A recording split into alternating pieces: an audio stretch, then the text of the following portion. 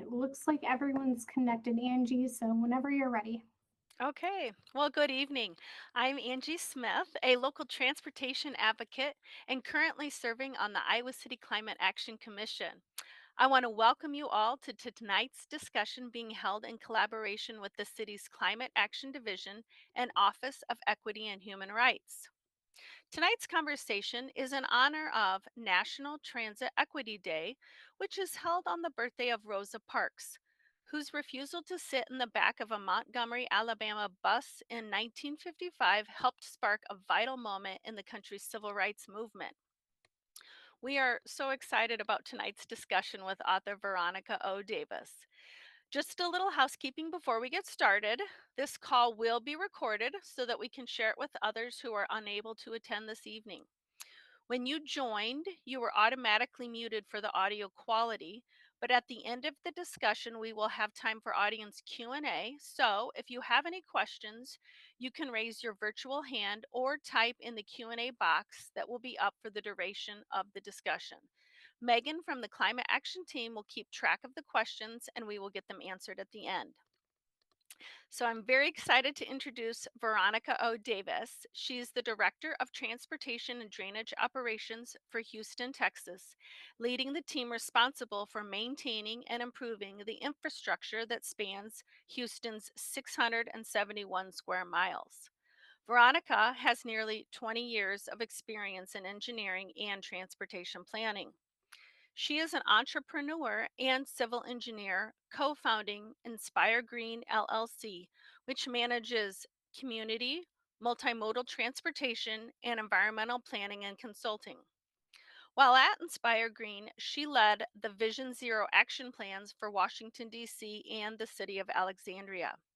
She's also co founded Black Women Bike, an organization and movement which builds a community and interest in biking among Black women through education, advocacy, and recreation.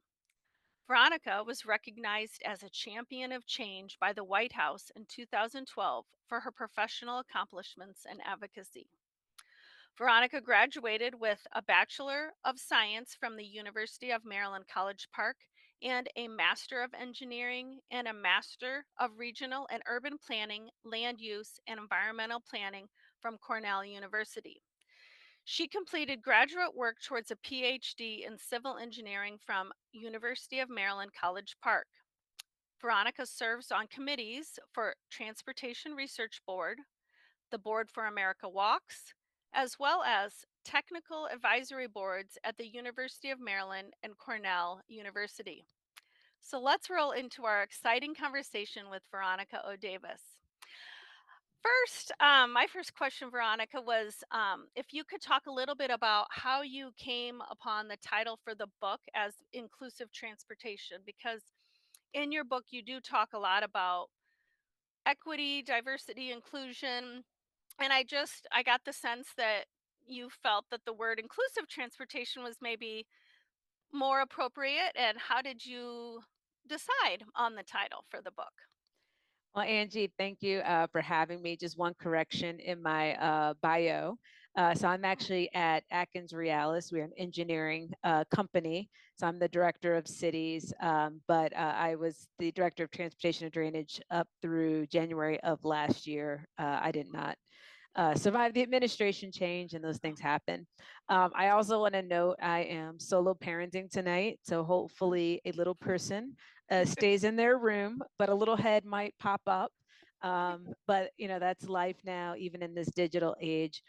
How I came up with the title, as I was thinking about the book, um, we went back and forth through a whole bunch of things. And for me, really, it was about being inclusive. It's really about everybody. It's about having different ways to move. I love that the city of Nashville actually had a huge campaign in order to get funding for transportation, and they called it "Choose How You Move."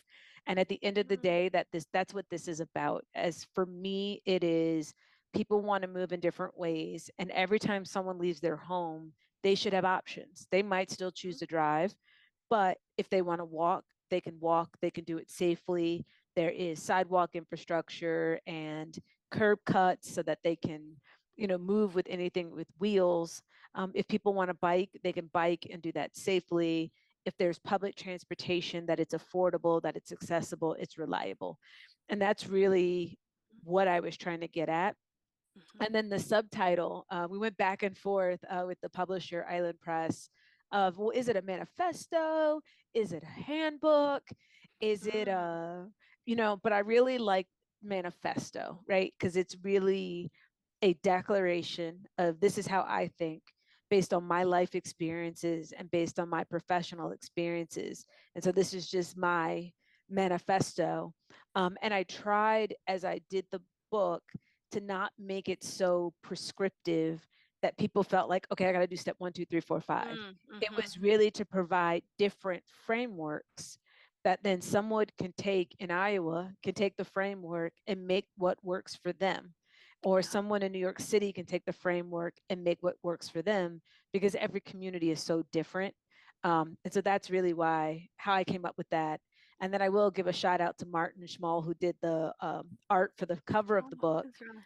I think really just capturing Mhm. transportation. And I love that there's no buildings, right? Mm. Despite there's a little hint of a I Love New York on one of the vans, Mm. but there's no buildings. And so it is, at the end, it's about transportation. It doesn't matter whether there's a house there or a skyscraper. Are we still moving people? Yeah, I love that, moving people around. Yeah. Um, yeah, one of my other questions too, I I don't know how comfortable, but like in your book you talk a lot about redlining and capitalism and gentrification, and in the context really of transportation, and I think those are concepts that people are really familiar with in housing. But when you want to think about those concepts in transportation, especially in the context of healing and reparations, um, can you talk a little bit about those Mhm. concepts in transportation and why you wanted to include those concepts in your book? Absolutely. So I think a couple things, and I always remind people that when you look at history, you can't look at it with a today lens. And redlining is an example, protective covenants are another example, where I think sometimes we get caught in a black or white world. Hmm. But I want to make sure it is very clear that there were people who were considered white for the purpose of a census, but were still affected by redlining and protective covenants, particularly Mm. Eastern Europeans, Polish, Hungarian, anyone that was of Jewish ethnicity. And I understand it's a religion too, but of that, Ashkenazi ancestry, Italians, Irish in some cases.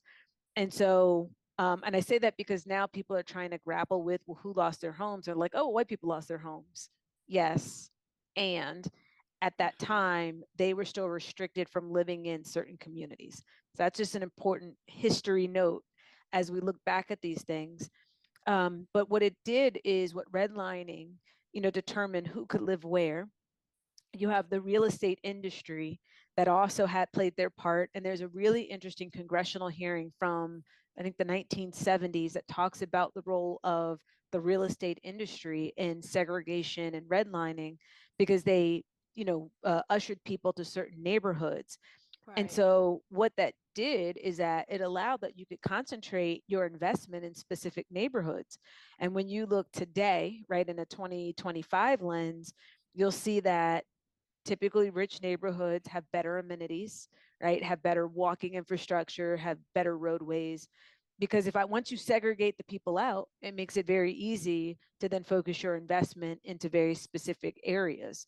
And then you also have, with that white flight to the suburbs, Hmm. plus our federal government funding many of people coming back from war, but mostly white people that were coming back from war, funding them to move further out into the suburbs, into these Levitt towns and other places. So now you have to build highways to get people there and wider roads.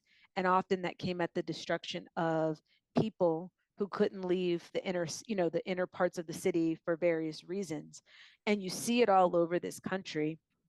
You see highways that were built that split neighborhoods in half. One of the Yeah. things I share in my book is from East Baton Rouge, where my family's property was taken. in order to facilitate the construction of I-10, which Mhm. connects Florida to California. And so you have all these things that have happened on top of it. Plus, you have the widened roads. So that's what we see today. So it all very is interconnected. And then for those that are listening in the housing space, what then happens is now with gentrification, right?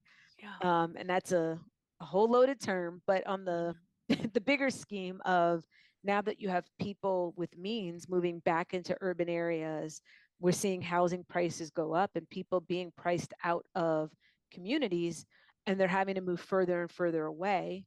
And so as they're moving further and further away for affordable housing, we're seeing now transportation costs going up, as well as Mhm. transportation commute time and all of those other impacts. All of those are going up.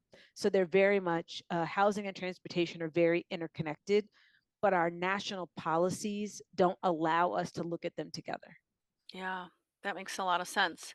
Because also in your book, you were like, I liked you had this analogy of the ER and triage, and how how does a transportation planner prioritize equity when you only have so much economic like ability to make an impact, you know, prioritizing equity and neighborhoods, and like you did mention gentrification, and I know bike lanes. I think a lot about bike lanes, and are bike lanes seen by you as a form of like Oh, how do you hit you me with all the questions. Ba ba ba ba ba. Okay, sorry. so Yeah, no, that's okay. I'll take one at a time. So I think equity. So spoiler alert, I don't give a definition of equity because it's going to change depending on your community and depending on what you're looking at. How I get to equity is because equity is what everyone gets what they need, right? And I don't yeah, care, no one, we do not have the time, the people, or the money to actually meet the needs of every community. And that's whether you're talking about drinking water or transportation, or how we just don't. So you have to prioritize. And if you focus in on safety, let's say, yeah, it's the high injury network, and that's what we know from analysis of where people are dying and being seriously injured. We know every community has some type of that analysis. And if you look at that, then you can prioritize and say, we are going to prioritize safety around where we know people today are dying and being seriously injured. And yeah, yes, you, person with political influence, might have a condition that you feel is not safe or could be safer. I hear you. But right now we got people dying over here. And it's yeah, hard to balance that of like, let's have an actual framework for how we assess safety and how we prioritize safety. So there's that. And I talk a yeah. little bit about that in the book of what are you trying to get to? Because Mhm. it's not about this beautiful definition of equity. It is, what does it look like for your community? And it might be a different vision. Your vision might be that no child anywhere in Cedar Rapids, Iowa is ever struck or killed by a vehicle, right? Or your Mhm. vision might be that a 10-year-old growing up in Sioux Falls is able to navigate independently from their house to school and to get some ice cream, right? Like, what is the vision that you are trying to achieve? And then that can help set your framework for metrics. And there was the other piece. What was the other one? It was a doozer. Oh, I said, are bike lanes kind of a sign of Oh, bike lanes. gentrification? Is that how you do you They I mean, yes, because 'cause they're yes, coming into a and community, yeah. yes, and the reason why they're a sign for gentrification is the communities have been there, right? So pick a community anywhere. That community has been there. That community has had needs, and no one has come to address their needs. That community maybe needed a bus stop. That community needed the buses to show up on time. That community may have been fighting for a stop sign since 1985, right? Yeah. And then you show up and say, hey, we're going to put in a bike lane. Hmm. So it's like Maslow's hierarchy of needs, but in a transportation context of, Yeah. you haven't met my basic need. I have been, and I go to Mhm. these communities, people are like, I was promised, and they will bring out year 1963. I asked the mayor for a stop sign and I've been Yeah. fighting for one since. And you're Mhm. coming with about a bike lane. So I think that's where it's a sign of gentrification of, you clearly aren't coming to address my need. because you would have been here already. Yeah. So if you're not putting this in to address my need, then you're putting it in to address someone else's need. And that's how it gets wrapped up in gentrification. Do I think them bike lanes in of themselves are gentrification? No, but it's how we approach it. We've decided, the planners have decided this is going to be a bike route. And this community is like, but you didn't talk to me about it. And I ride the bus and the bus isn't showing up on time. So I don't care about your bike lane. And that's what we dealt with. I share in the book an example of a bike project we had where, and again, so I was joking before we started the program of my next book is going to be, you should have listened to me the first time. But that was an example of a project when we started. It's a bike lane project, but we have sidewalks in this corridor that aren't even meeting the basic, Americans with Disability Act requirements. So you have a 3-foot sidewalk, you have tree roots, you have all these things. You have people who need to navigate by, pushing a stroller or a grocery cart or a wheelchair. But I'm coming to talk about a bike lane. And then they're like, okay, but are you going to, nope, that's not part of this project. This is a bike project. So you've lost people before you even Yeah. started the project. Yep. Yeah, I really like too how you talk about people and getting that people can really influence a project, right? Like there's a group you talk about being the naysayers. If there's a group that really not wants a certain project, that vocal group might really impact negatively a project. But also you talk a lot about the silently suffering group, and you've kind of alluded right to children and safety and our more vulnerable citizens, people who identify of having disabilities. And how do you get to hear their voice? You did talk about the example of meeting them where they're at, right? Like doing a survey at bus stops. But do you survey children? Like how do you hear from these vulnerable citizens? Absolutely. So I think, so in the book, I talk about 4 groups. I talk about people in Mhm. power, and those are your decision makers. It may be an elected decision maker, or during my time at the city of Houston, I was empowered to make a lot of decisions under my purview. And then there are the people that report to me that are also people in power. They may not feel like it, but they're the ones reporting to me the facts, the background, the data, and what they're deciding to do. And I'm blessing it or making them think about other things.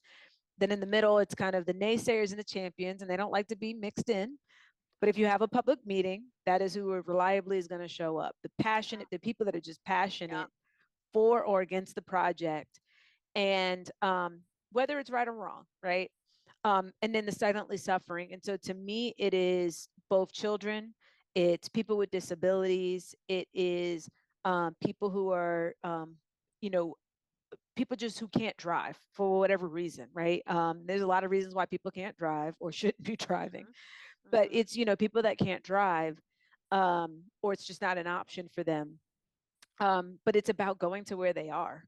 And sometimes it's just working parents, right? Like people that are just trying to get through the next 24 hours and the next 24 hours after that. And it's not that your meeting and your little project is not important to them. They're just, Mhm. of all the things I got to deal with, this is priority number 10, that 10,000. Yeah. But it really is going where people are. So when you think about the different groups, children, absolutely, you should engage children. The thing that's very interesting when you do, I know a lot of us may have done some type of a walk audit, and that's when you walk through your Yeah. neighborhood and assess safety issues.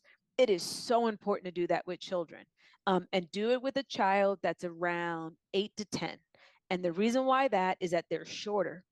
And the the thing that is so amazing is when you are an adult, your view is here. But children, and anyone who's ever walked with a toddler knows that children, they're at a different eye level. They see a Yeah. whole bunch of things, they get distracted. But that's the level that you have to understand when you're talking about safety. Because a bush that I can comfortably see over at 5'3", Yeah. if I'm 4 feet, that bush might be intimidating or might feel scary. So it's really important to engage youth in that way. When we did the Vision Zero plan for the District of Columbia, we had an entire session with 300 teenagers, Mhm. right? And these are kids that can move independently throughout the city and have an experience. And specifically because of what we heard from the teenagers, we approached the enforcement section very differently. So prior to that, there was a lot of policies that had been put in there around enforcement. And one of the teenagers made a point that I hear you and I shouldn't jaywalk. And I understand that. But I'm assessing a different level of risk. If I walk straight, I might be walking into a group of guys that I don't know. If I'm going to visit my grandma or I'm visiting Yeah. my friends, I'm walking right into a group of guys that I don't know. So now I'm putting myself in a different type of harm. And I Yeah. would rather take my chance with the vehicle than I want to deal with Mm. these guys up the street. And that Mhm. was their calculus. And then you realize, okay, let's actually look at the data. How are people dying? Where are they dying? And let's focus on that behavior. And so I absolutely think young people should be engaged. I did not work on the project, but one thing I will say, look up, it was in Detroit. They did an entirely child-centric long-range plan for a neighborhood, and everything was around kids. They Mhm. had the youth involved all the way down to as young as kindergarten, involved in developing the future plan for their community and what it would look like for them to grow up in their community and eventually live in their community as an adult. So it's about going where people Mm. are. It's about engaging people where they are, getting captive audiences. If there's a school near your project, go talk to the teacher, the principal, and ask if you can work with that school, do it part of a lesson plan in science or, what have you. But it really is about the silently suffering, being very intentional and going to work with them. And then the last group I do want to also talk about is the unhoused population, Mm. homeless, unhoused, however you want to discuss it. It is people who are living on the street. And I think that that is a key demographic that we always leave out. So, one, Yeah. if they are living on the street, they are part of our transportation system. Yeah. Number two, um, many of them are moving because they are going to jobs. I think there's this misnomer, not all, but there's this misnomer that some people living on the street are just there, but there are some that actually get up and go to work and go to a job. And how are they how's that movement being facilitated? Are they doing it safely? I will tell you, we were talking earlier about DC, Angie. There is um, a food uh, a food kitchen in DC, right? It doesn't matter. It's in downtown. But if you go there in the evening, it's nothing but bicycles. And so that is how Mm. the homeless population are moving around, is by bike, because Mhm. it's affordable, it's Yeah. easy to maintain, and it gets them more to where they need to go. Yeah. Yeah, your book on transportation is one of the few I feel like that really discuss at length this human element and how important it is to think about humans and how we move. And I love that you brought up Maslow's hierarchy too, because I'm a psychologist, and so I think a lot about humans and how do we shape human behavior. And I do bike for transportation, and I'm just curious if you know of ways that communities and or like employers could incentivize staff to consider other transportation options. We have a really big parking problem here in Iowa City, and I'm curious if you know of other communities that have, figured out ways to incentivize staff employees to think about other transportation options. I think it's a couple things. So number one, let's take biking. So what does incentivized look like? Is it because you think about most places. So if I drive to work, I don't drive to work, but if I were to drive to work, and my employer gives me a parking space, let's say that's 150 a month. So if I bike to work, then what? So do I get that 150? So that's an incentive Right. that I get paid. I know that some companies have done stipends, annual stipends for people to, buy a bike or tune up their bike. But then once I get to work, so I bike to work, is there bike parking? Is it secure? Do I feel Yeah. safe bike parking my bike?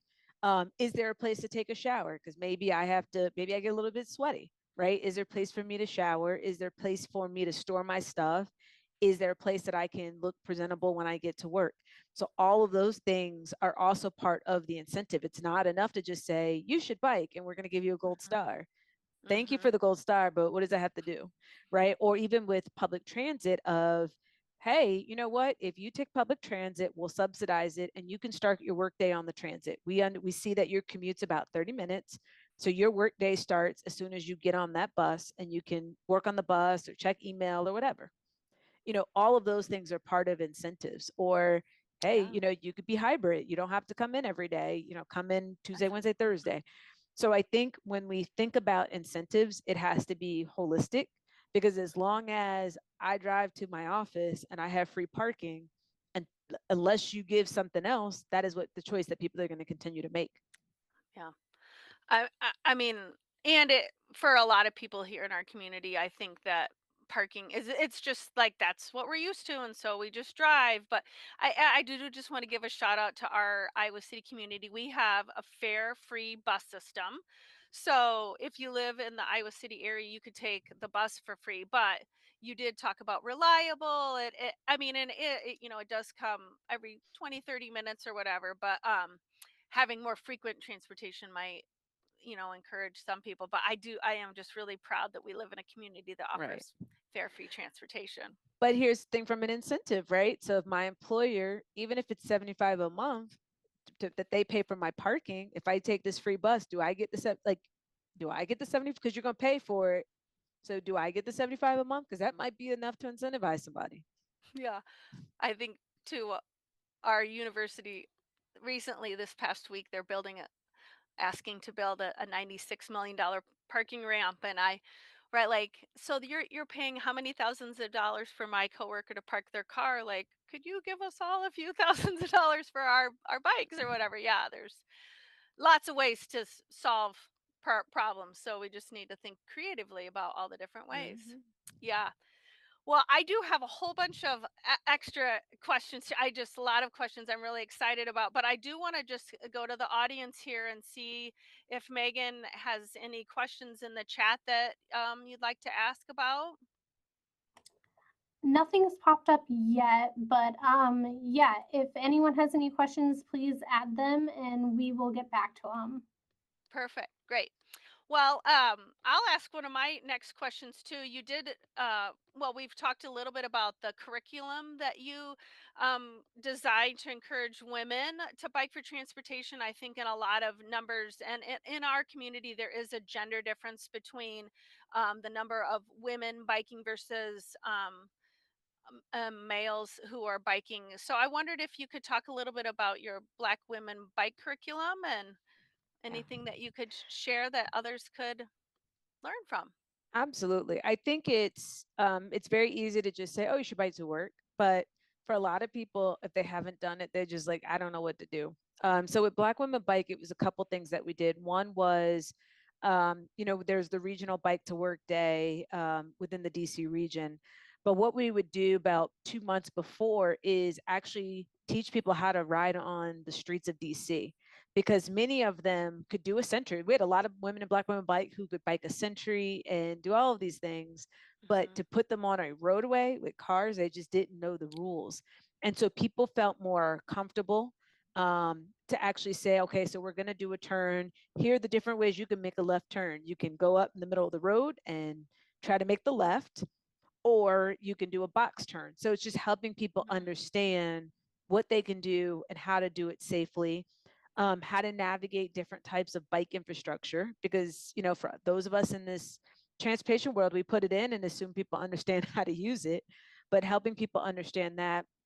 We also had another session on how to bike at night, as I think Mm. that we all recognize we're not as visible as we think they are, despite the Mhm. fact, yes, people driving should pay attention, but how do you make yourself more visible at night? And even in the wintertime, as it gets cold, how do you protect yourself? How do you keep yourself warm, keep your limbs warm throughout the wintertime? So that was a lot of our curriculum. But then we also partnered with a couple other organizations so that people could even understand different bike options for commuting. Um, and I understand there's a lot of privilege in that, but particularly for people that had to get kids to daycare or school, helping them see the different types of cargo bikes to figure out what might work for that person, right? So I Mhm. have a cargo bike with the e-assist, but my daughter Yeah. goes on the back. Some people have the cargo bikes where, the kids in the front in a box, but you have to Mhm. figure out what works for you. And so that was part of what we did. The other thing that we did was also teaching people how to do basic fixes on their bike. Oh, Because yeah. one of the things that we heard that women very specifically were intimidated about was, what happens if I have an emergency and I need to get home, right? Because women, we always running through scenarios. So So it's true. showing people how to fix their bike, showing people how to put their bike on the front of a bus, right? If they need to, making sure that you always bike with your bus card, because you can put your bike in front of the bus, but showing Mhm. people how to do it, because it can be intimidating. So it's just all of those things just to help people, women feel more confident. Yeah. I want to give a couple shout outs. In our community, we have a practice of the bus rack so that people can practice that. So that is across the street from City Hall here in the parking ramp. And also, shout out to the Bike Library. Tuesday nights, they have a Women Trans Femme Night where women can go and learn how to do basic mechanics on their bikes, and it's an environment for women to feel comfortable in that. So we do have some of these systems in our community that kind of already do exist. And it's interesting because you brought up the group of women who like could go and ride 100 miles, and so they clearly own a bike, but making that shift from recreation to transportation, I will. We have a lot of recreation riders, and it is something I really think a lot about. Of how do we get that group to feel more comfortable using And biking for transportation? Yeah. and some of it may be, I remember this is years ago, in DC, we had a bike to the brewery. The Oh, nice. breweries in DC. I don't necessarily remember recommend drinking while biking, but but we had that. And so what it did was get people who may usually just go out and bike on trails to bike on the streets in a very fun group type of a setting. So that you have those type of things. Also, you have to accept some people just aren't going to bike to work. It is intimidating, right? Think about all Yeah. the things that you have to think about. You're just trying to get to work, you're trying to get your child to school, you're trying to get this, trying to get that. Like, for some people it's a lot, but biking to the grocery store might be more manageable because the Yeah. grocery store is only a mile away, and Mhm. I'm not under a time crunch. I'm not, Mhm. I don't have anywhere to be, and that might be more attainable for people. Or biking to the library. Oh, my kids got to go pick up the library, or I want to go pick up a library book.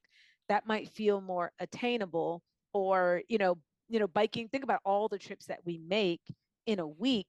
There may be other trips that are more attainable, especially since for most errands, people don't go more than 2 miles from their house anyway. So it's like, Mhm. can we start helping people think about converting some of those trips to a bike ride? Yeah, that's right. Having small goals that they actually can achieve. That's a good way to think about that. Look, meeting those small goals. Um, Earlier And you were talking about.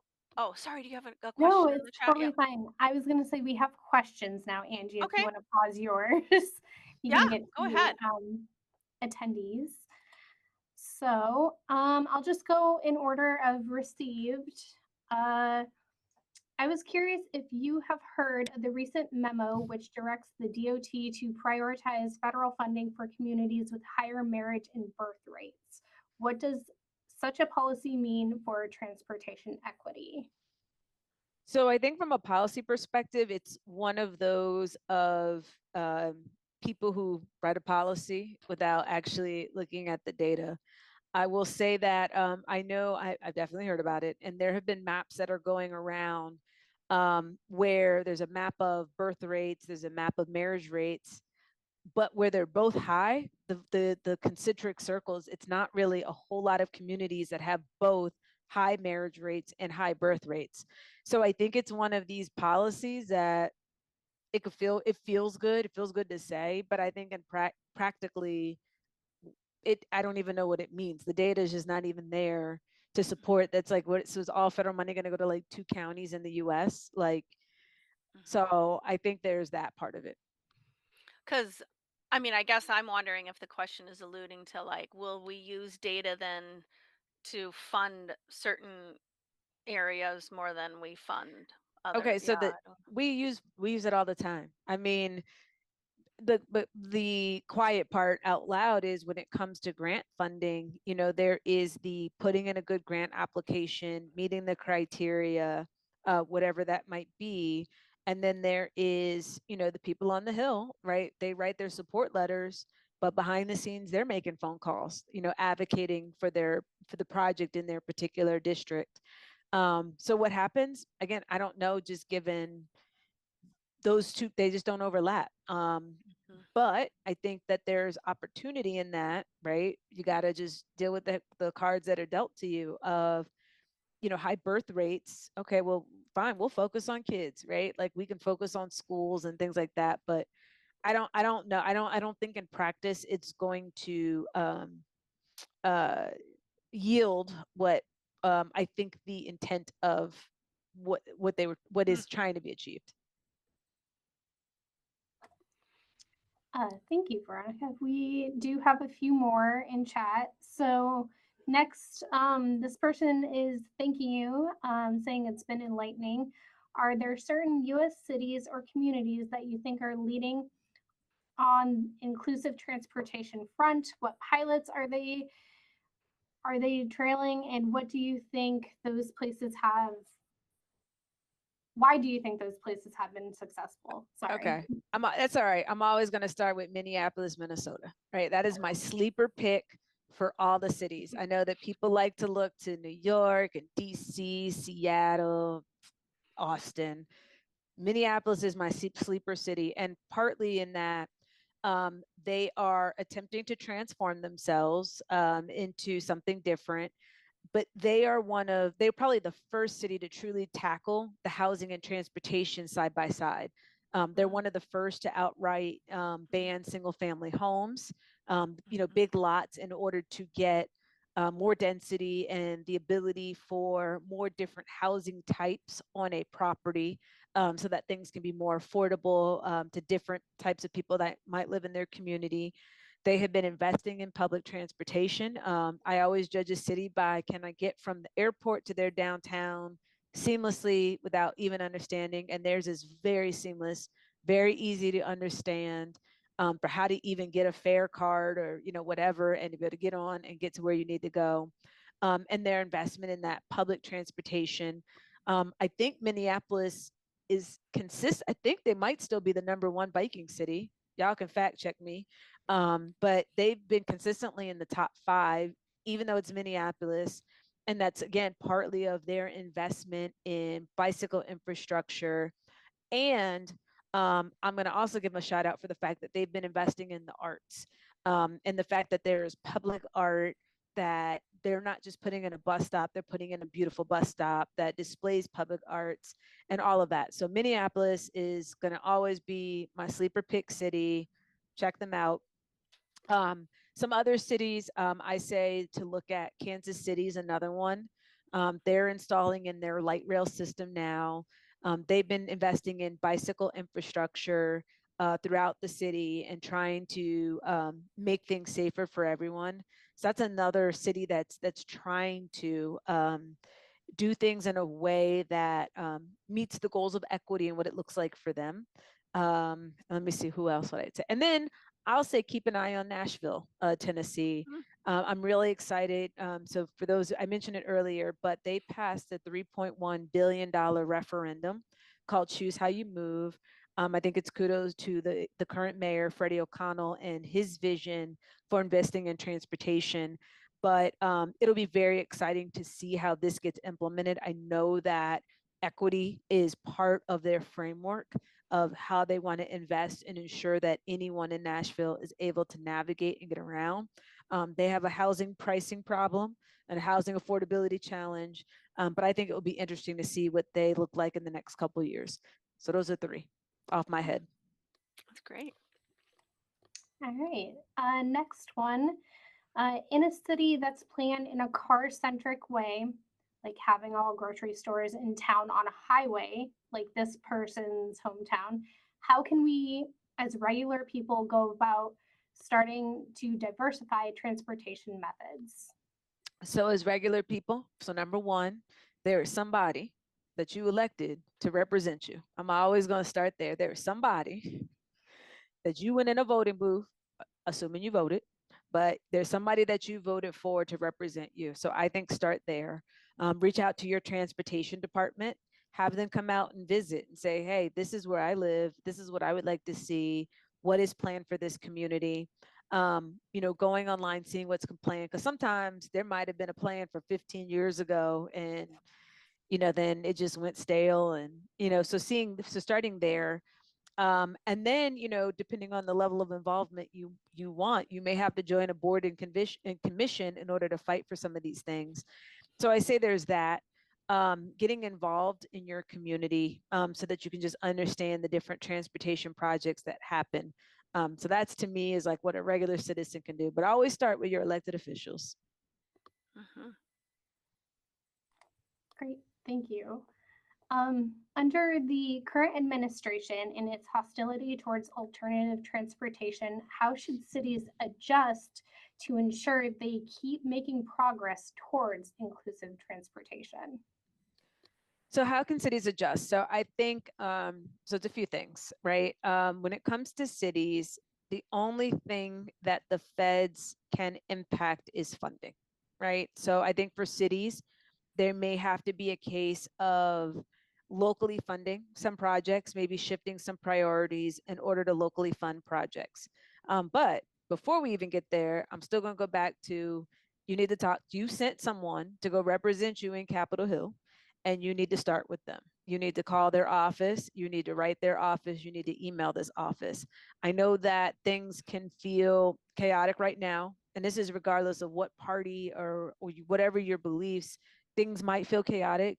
You might love everything that's happening, but at the end of the day, we the people of the United States of America. And it is important, however you might feel, that you continue to raise your voice, because we could be frustrated on this Zoom call and that's it. Or we can email our senators. You have two people that represent you in the Senate. You have a person that represents you in the House. Are you contacting them? Because I know I am. Even for me, I'm very concerned about the future of the National Environmental Policy Act. And so I emailed my senator, I emailed both my senators and my representative. And if they look at it, I don't know, but I'm going to keep emailing them. And if I have to, I will show up at Capitol Hill and I will go knock on their door. So I think that for all of us, we can't, regardless of what the administration may view, at the end of the day, Congress is the one that works on the bipartisan infrastructure law and any type of bipartisan bill. Congress is the one that sets the funding. And so we have to keep our congressional representatives and hold them to account. All right. We have two more at this moment in time. Veronica, I'm curious if you have a success story from a small city that was able to reduce their vehicles miles traveled. So many model cities are very large ones that can create much more robust transit network than a small city like Iowa City. I actually will say, look to Ithaca, New York. That's where I went to grad school. Ithaca, New York is, I don't know, maybe 40,000 residents or so. Mm. But even with it being I mean, it's kind of a rural city, but it is by definition a city. Really good public transportation network and infrastructure. So that's one that I would look at, where you could actually live in Ithaca, New York, in the middle of nowhere, and actually be able to move around by bus. And I think that a lot of it is because it is a college town. And I think a lot of those examples are going to be college towns. But you do have the two universities, Cornell and Ithaca College, that are also investing in that public transit that is operating, 24/7. So that's what I can think of offhand from a small city. Now it depends on how small you want to go. But that's one I can think of. I don't know if Salt Lake counts as small. But small Salt Lake, surprisingly, is very easy to navigate without a car, surprisingly. Trying to think what else offhand. Oh, most recently I was in West Palm Beach, although I feel like it doesn't count because they are they are on the wealthier side of things. But I was pleasantly surprised around the walkability of West Palm Beach. you do have transit, and then you have the Bright Line that connects to Fort Lauderdale and Miami, which I love the Bright Line, by the way. I feel like Florida needs to talk about that more. I think it was a great experience. And I love Amtrak, but that Bright Line was a great experience. That's what I can think of offhand. I don't know if Angie Yeah, or Megan, you have any that you can think of. those are good. All right, our last question in chat for the moment. Are there specific issues that rural communities face when it comes to accessing equitable transportation? How are these being addressed? Absolutely. So, and I want to be very clear about rural, because sometimes you can get these suburban areas that cosplay rural and they're not rural. They just don't have sidewalks, but that doesn't make you rural. I think the biggest challenge when it comes to rural, particularly that kind of isolated, true rural communities, it's you have an aging rural population. Many of their kids have moved away. And so now you have older generations living in these rural communities with no access. I do know that there is in Northern California, they have a rural community where they actually have on-demand transit that services some of those rural areas. In the Baltimore region where I live now, there is some type of on-demand transit, but I think that's where you really get into equity issues. And I'm going to tie this also back to kind of conversations that happen federally. The other piece is the big risk of the United States Postal Service, right? I think for many rural communities, that last mile, for whether it's FedEx, UPS, they actually use USPS, the US Postal Service, for that last mile delivery. And when I think about, I have an aunt and uncle who live in very much a rural community, and I'm talking rural, like you pull up on the beginning of their road, just turn your cell phone off because there's no signal, nothing is getting through.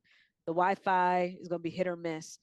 And so they do rely on, now that they're getting older, they rely on Amazon and other delivery services, whether it's for food or for packages. And so that US Postal Service becomes a critical lifeline for many of our rural communities. So as we think about equity and we start making these policy decisions, if the US Postal Service changes its functions, it's really going to impact the rural communities. I think the other piece too is around children getting to school. I know that in some states, there's these debates, when I left Texas, the debate around school choice and vouchers. But for many rural communities, those public schools are the lifeline for that community. That is usually the only school available, and the teachers live in that community, and that school is a hub of social cohesion for that particular rural community. And so then even once you start investing in school choice, it starts to take money away from that public schools, and usually the first thing impacted is public transportation. And so you already have these kids that are getting up at dark 100 because of the route, right? It's a rural route. It's taken an hour just to go 5 miles, just because you got to go up each little pass. So those are really the equity issues that you see around rural areas, and I'm sure there are more. On the safety side with rural, that is where we tend to see higher DUI type crashes, is going to be in those rural back roads. And they're twisty roads and they're hard to do without having a drink. So you have a little brewski or two, and those roads get a little bit harder to drive. And I'll also throw in, you got deer, running across. I hit a deer driving through, the rural parts of New York when I was going to school in upstate New York. Hunting season, you got deer flying over the place. You hit a deer, you're in a ditch. So those are some of the challenges. Mhm. And I'm sure there's more that I can't think of, but those are the ones that are top of mind. Another question came in. What are you seeing are things cities can learn, even smaller cities, from the big 28 by 2028 games push from LA to make all transit to and from Olympics car free? Um, I think what we can all learn is it's just having that level of focus. One European example is Freiburg, Germany. And right now, I think their mode share, something like 80% is by public transit, biking, and walking. And Mm, even as we think about the Netherlands, I know they get, a lot of love for biking, but they actually have a really great public transit system that's easy to use. And even at, 11:30 on a Tuesday, they're operating at 5-minute headways. But I think when you have something like that to focus on, you see the focus and the investment in public transportation. We're in this place where we try to piecemeal it, where we put in a bus line and we're like, oh, no one's using the bus. Okay, but I still can't get to the bus stop. Or where is the bus stop? Okay, I get to the bus stop. Is there a place to sit? Is there a place to that I could easily understand when the bus is coming? And so then we say, oh, no one's using the bus. Well, we should abandon this. So I think that when you look at, LA, it's truly the investment in public transportation. I brought up Salt Lake, but part of that was around the Winter Olympics, whenever that was, mhm. back in the early aughts, maybe. But Yeah. Salt Lake making that investment in public transportation and being hyper focused, and everyone understanding hyper focused, that now this community can benefit from the fact that there's still a light rail and that there's still heavy rail to get from the suburbs into downtown. So I think that that's the biggest thing that cities can take away. As far as free transit, very controversial statement. I'm not really for free transit. I think that there are benefits to it, Mm, but there was a study done by Transportation Research Board a few years ago, and they actually surveyed low income people, because this is where it's, if we're going to make it free, who are we trying to serve? What mm, tends to happen when you make these things free is that the choice riders now choose to do it. And we saw this with DC Circulator, where because Circulator was $1, higher income people were riding it because they're like, oh, it's only $1, I'll ride it. But when we asked them, hey, would you pay $2 for it? They were like, no, I really don't want to ride it like that. I just ride it because it's $1. When we went in the low income neighborhoods and we said, well, what if we increased the price to $2? They were like, oh, absolutely. And partly it was because we were providing a dependable bus service. They knew that I don't have to really look at the schedule, because I know there's a bus coming every 10 minutes. mhm, mhm, So to me, and there was so back to this TRB study. So this TRB study found that for low income people, the biggest way to have a positive impact on their life is to reduce to improve the frequency between buses. That is mhm, the biggest way to have, that is a bigger improvement on people's lives than making it free or reducing the mm, fares. And so, not that I'm against free transit, I think it's a nice thing, but I feel like if we're going to make the investment in money, it is a better investment of our money in order to add more bus service, so that you can get to a 5 to 8 minute headway between buses that is reliable for people. I think that's just a better use of funding, mm. and to have just a better bus network overall, so that people can get to where they're going. Yeah, that does make sense. We're in our community, we're also talking about like a metro, but even the metro wasn't gonna, it was like every 45 minutes. And so having something reliable that just you don't even have to look at the schedule does make a lot Mhm. of sense in regards to equity. I Yeah. live I moved back to I live in Baltimore now, and I have a bus route. I have no idea what the schedule is. I just know I go out there, Yeah. and when I go sit down, the longest I'm going to sit is 10 minutes. And it depends on the time of day. Sometimes those buses are coming every 5 minutes. Sometimes it might be, 10 minutes exactly. But I know that as I go sit out there, the longest I'm going to sit is 10 minutes. So I'm willing to do it because I don't want to pay for parking when I get downtown, and I don't like driving in traffic. Yeah. No, that makes a lot of sense. One of the things that we've kind of been mentioned a little bit, just in the beginning, we were talking about mobility and letting everybody, move. We are a college town and we have a parking issue, and I've seen a rise in the number of e-scooters, and we don't really have a great place for e-scooters. Like, do they belong on sidewalks? They don't really belong on roads. you know, do we make mobility lanes just to help with e-scooters or anything? So I was curious if you've had any experience with communities now with the rise in e-scooters. What do we do with all of them? I think anything that reduces the number of people driving is a great thing. Yeah. And I think with e-scooters, what some communities have done, it's going back and reevaluating their bike infrastructure, and they'll call them, micro mobility lanes, because now you have e-bikes, which are giving people the ability to go further distances, whether they use the e-bike or not, or the e-assist or not. It's just the fact that they can. And there's a lot of studies, even with older adults, they're more willingness to bike because they know if they need it, I have this little assist in case I get a little bit tired.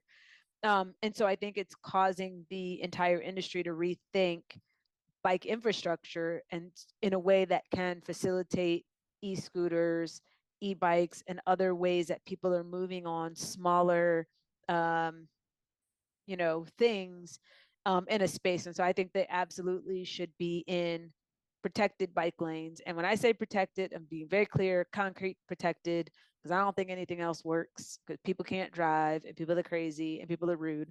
So I think it needs to be concrete protected. So I think there's that, because I do think there is a care to have of not having people on scooters with people walking, just because people walking are unpredictable. That is the most unpredictable group moving through a On their system, phones, or right? Because at least bikes are kind of predictable. They're going forward or back, right? But yeah. people walking, they're on their phones, they're stopping. Oh, my shoe's untied.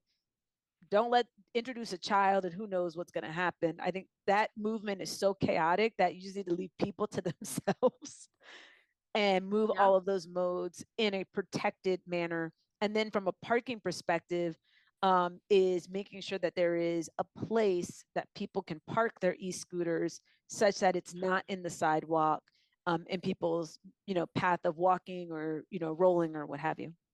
Yeah. Well, I was just noticing the time. It looks like I'll just end with one last question. Our city is working on updating our comprehensive plan. So, right, that happens about every decade. Do you have any advice for our city as we're preparing to update our comprehensive plan? Absolutely. I will say this. I think so in chapter 6, I talk about setting a bold vision. I think a lot of times when we do these planning efforts, we're so focused on what we see today, and we try to extrapolate from today, right? So we say this is what it is today. So from today, this is what I want to get to. I think when you're talking about a long range comprehensive plan, what is the city that you want to be? And that has to be the focus. Because I think that as long as you're only focused on what you see today, I think you're going to limit the possibilities. And so as you think about the future, what is truly possible? What is truly the type of city that you want? And make a vision, right? And it could be that, we want a city that a child can thrive no matter what the zip code is, that that child has access to green space, that they can get to a place where they can read books, that they can walk to quality schools, whatever it is, but have a true vision for what it is you want, and then work back from there. Because none of us know the future, right? None of us knew 20 years ago that we could be on this computer looking at each other, with you in Iowa and I'm in the state of Maryland, right? Like we would have Yeah. never known that. So I think you have to kind of let go a little bit of what is possible. I think as you're doing the comp plan, engage the youth. They don't have the scripting that we have as adults, right? Yeah. If you go talk to go talk to an 8-year old, everything is possible to them. Even talk to a teenager, everything is possible. So I think getting the young people involved and active and engaged on what do they see as the future for their city, right? So that they don't just go to college and never come back. What is the place that they want to come back to? What are the things that they want to achieve? So I think that's going to be key. I think the other advice for any of the advocates on here is, how are you as an advocate taking this to your neighbors? And it might be that sometimes we have to get out of our own echo chamber, right? If we all have our group that we love to talk with, but can you hold a living room session with a few of your neighbors and explain what a comp plan is, right? There's a lot of people, they're just going to work and they're coming home. They don't even know this thing is happening. So Hmm. how are you talking to your neighbors about what is a comp plan? Why should they care? Why should they be involved? How can they lend their voice? Hey, here's a link to the survey. So I think there's that piece of it too. Yeah. Wow, well, thanks so much. I've had such a great time with this conversation. We all really appreciate you taking the time out of your really, really busy schedule to talk to us here in Iowa about all the exciting transportation things that are happening. So, thank you so much, and thank you so Welcome. much to all of our attendees. I know that I continue to want to have the conversations like this, and so I have a few more ideas on some things that I want to do in our community to continue to have this conversation. So thank you, everyone.